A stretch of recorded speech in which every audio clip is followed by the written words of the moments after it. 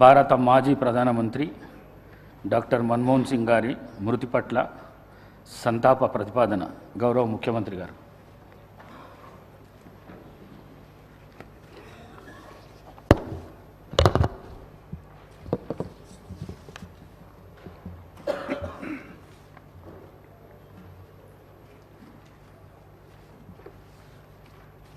అధ్యక్ష,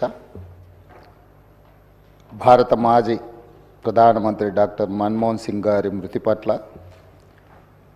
ఈ సభ తన తీవ్ర సంతాపాన్ని వ్యక్తం చేస్తుంది. శోకార్తులైన వారి కుటుంబ సభ్యులకు ప్రగాఢ సానుభూతి తెలియజేస్తుంది.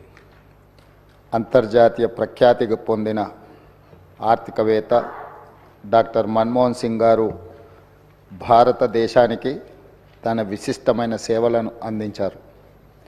కేంద్ర ప్రభుత్వ ప్రధాన ఆర్థిక సలహాదారుగా, భారత రిజర్వ్ బ్యాంక్ గవర్నర్గా, ప్రణాళికా సంఘం డెప్యూటీ చైర్పర్సన్గా, కేంద్ర ఆర్థిక మంత్రిగా, భారత ప్రధానమంత్రిగా ఆయన వివిధ హోదాలలో తన సేవలను ఈ దేశానికి అందించారు.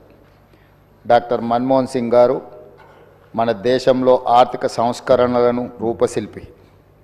1991 మరియు 96 మధ్య కేంద్ర ఆర్థిక మంత్రిగా ఉన్నప్పుడు భారత ఆర్థిక వ్యవస్థను సరళీకరించి ఆర్థిక స్థితిగతుల దిశను మార్చే నిర్మాణాత్మక సంస్కరణలను అమలు చేయడంలో కీలక పాత్ర పోషించారు.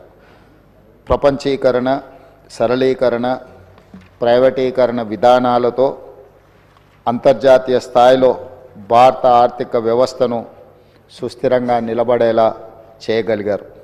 2004 మరియు 2014 మధ్య భారత ప్రధానమంత్రిగా ఉన్న మన్మోహన్ సింగ్ గారు తన పదవీ కాలంలో ఎన్నో చారిత్రాత్మకమైన సామాజిక కార్యక్రమాలకు శ్రీకారం చుట్టారు.